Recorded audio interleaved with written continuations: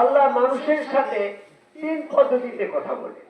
এখানে কিন্তু মানুষ শব্দ, আমার আলোচনাটা হয়তো আপনাদের বুঝতে কষ্ট হবে, এখানে রেকর্ড হচ্ছে, পরবর্তীতে বুঝে নিতে পারবেন। যদি এখানে বলা হতো আল্লাহ নবীদের সাথে তিন পদ্ধতিতে কথা বলে, তাই কিন্তু মানুষ বা রসুল এটা বাদ দিত, শুধু নবীদের ব্যাপারেই কথা বলা হয়েছে এমনকি প্রমাণ হতো।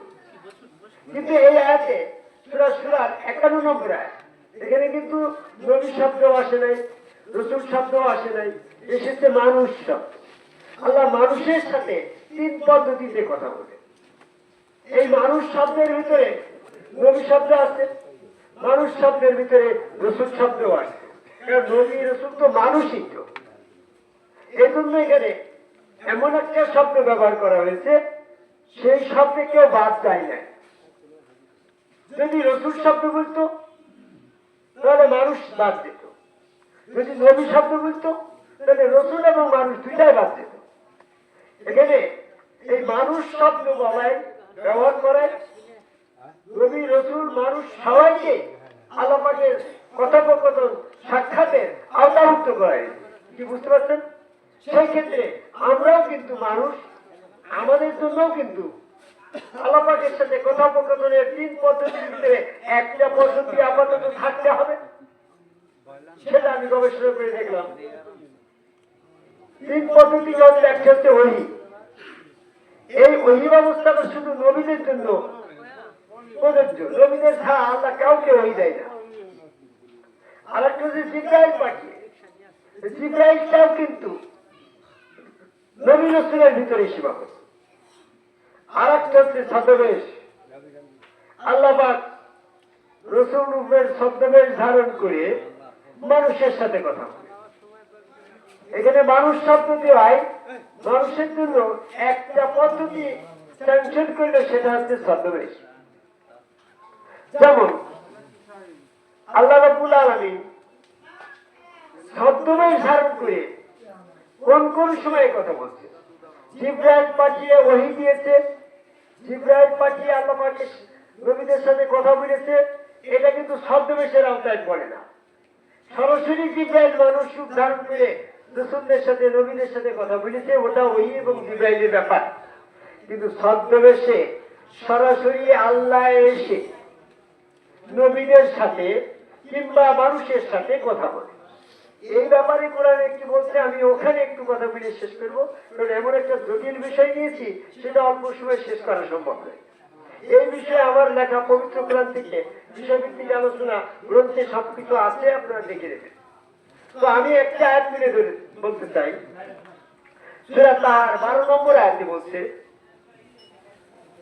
মুসাকে আল্লাহ এমনটা বলছে, হে মুসা তুমি জুতা খুলে আসো, আমি তোমার রব এই পাহাড়ে।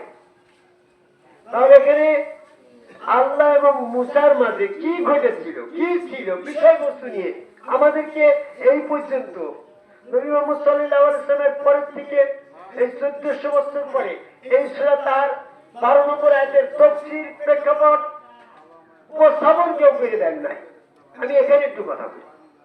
আমরা মুসা এবং আল্লাহর ব্যাপারে কথোপকথনের ক্ষেত্রে বলতে গেলে শুধু একটা কথা নিয়ে আসি, যে মুসার সাথে আল্লাহ পাকের কথোপকথনের সময় পর্দা ছিল, মুসার সাথে আল্লাহর দেখা হয় নাই, এমনটা বলে আমাদের আগের তিন আলোচনার বিষয়টা সম্পূর্ণ বর্জন করা হয়েছে।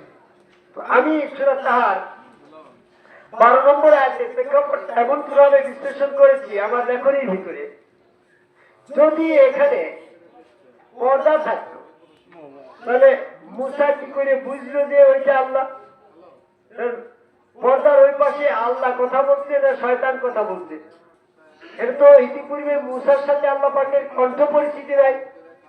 যেমন আপনার সাথে আমার মোবাইলে কথা বলার সময় যদি কণ্ঠ পরিচিতি না থাকে, তাহলে আপনি যে রহিম সাহেব আমি কি করে বুঝবো? ইতিপূর্বে যদি আপনার সাথে সাক্ষাৎ মোলাকাত দর্শন কথোপকথন থাকে, তাহলে আমি মোবাইলের আপনার কণ্ঠে বুঝে নিতে পারি যে রহিম সাহেব কথা বলছে। তো পর্দার আড়াল থেকে আল্লাহ যদি মুসার সাথে কথা বলে, ইতিপূর্বে তো মুসার সাথে আল্লাহ পাকের কণ্ঠ পরিচিতি হয়নি। কাজে মুসার সাথে আল্লাহ কথা বলার সময় পর্দার আড়াল থেকে কথা বললে পরের দিন শয়তান ওই কণ্ঠকে ধারণ করে মুসাকে ধোঁকা দিয়ে শয়তানি কথা ঢুকিয়ে দিতে পারে। এই জন্য আল্লাহ এবং মুসার মাঝে পর্দা ছিল না। নাম্বার 2, পর্দা থাকলে আরেকটি জটিলতা, পর্দার উচ্চতাটা আল্লাহ থেকে বড় হয়ে যায়। পর্দা বলতে আপনার যদি লম্বা 3.5 হাত হয়, তাহলে আপনাকে পর্দা করতে হলে পর্দার উচ্চতা অবশ্যই 4 হাত হতে হবে, নাহলে 5 হাত হতে হবে। তো আল্লাহকে যদি পর্দা করা হয়, তাহলে পর্দাটা তো আল্লাহর সৃষ্টি, আর আল্লাহ তো স্রষ্টা। তো সৃষ্টি স্রষ্টার থেকে কখনো বড় হতে পারে না। কাজেই আল্লাহ এবং মুসার মাঝে পর্দা ছিল না। তবে সেখানে আয়াতে আছে হেজাব। হেজাব শব্দের 3টা অর্থ। একটা হচ্ছে হেজাব মানে পর্দা, আর একটা হচ্ছে হেজাব মানে ছদ্মবেশ, আর একটা হচ্ছে হেজাব মানে অবগুঞ্চন, যেটা বোরকা বলে। তো হেজাব শব্দের অর্থ পর্দা হতে পারে কখন? 2 সৃষ্টির মাঝখানে একটা মানুষ আরেকটা মানুষের সাথে পর্দা করে কথা বলতে পারে, সেখানে হেজাব মানে পর্দা অর্থ হতে পারে। কিন্তু স্রষ্টা এবং সৃষ্টির মাঝে হেজাব শব্দ পর্দা হতে পারে না। সেখানে যদি আল্লাহকে পর্দা করা যায়, তাহলে সৃষ্টি স্রষ্টার থেকে বড় হয়ে যায়, সৃষ্টি পর্দা দিয়ে স্রষ্টাকে ঢেকে ফেলা হয়। এমনটা ব্যাকরণ পরিপন্থী, আল্লাহ পাকের মর্যাদার পরিপন্থী। কাজে এমনটা আমরা বিশ্বাস করতে পারি না। সৃষ্টি এবং স্রষ্টার মাঝে যখন হেজাব শব্দ আসবে, তখনই ছদ্মবেশ শব্দ আসবে। তাহলে মুসা এবং আল্লাহর মাঝে তুর পাহাড়ে সূরা তাহার 12 নম্বর আয়াতে যে উপস্থাপনটা হয়েছিল, সেখানে মুসার সামনে আল্লাহ ছদ্মবেশ ধারণ করে কথা বলেছিল, হেজাব ধারণ করেছিল, মানে ছদ্মবেশ ধারণ করেছিল। যদি কেউ বলে নিরাকারে দৈব বাণীতে মুসার সাথে আল্লাহ তখন কথা বলেছিল, নিরাকারে দৈব বাণীতে শয়তানও কথা বলতে পারে। মুসার সাথে আল্লাহ নিরাকারে দৈব বাণীতে কথা বললে পরখ করে শয়তান নিরাকারে দৈব বাণীতে মুসাকে প্রবঞ্চিত করতে পারে আল্লাহ সম্পর্কে। যদি আগুন আকারে, গাছ আকারে, জীবজনার, পশু পাখি এই ধরনের কোন একটা আকারে ছদ্মবেশ ধরে মুসার সাথে কথা বলে, পরের দিন শয়তান আগুন আকারে, গাছ আকারে, জীবজনার, পশু পাখি কিংবা মানুষ আকারে ছদ্মবেশ ধরে মুসাকে আবার শয়তান আল্লাহ সম্পর্কে প্রবঞ্চিত করতে সক্ষম। এই জন্য ওখানে ছদ্মবেশ ছিল, এটাও সঠিক। আবার মানুষের ছদ্মবেশ, গাছ আকারে, পশু পাখির ছদ্মবেশ কিংবা আগুনের ছদ্মবেশ এমনটা ছিল না, এটাও সঠিক। কারণ ওইগুলো ছদ্মবেশ শয়তান ধারণ করে মুসাকে প্রবঞ্চিত করতে সক্ষম।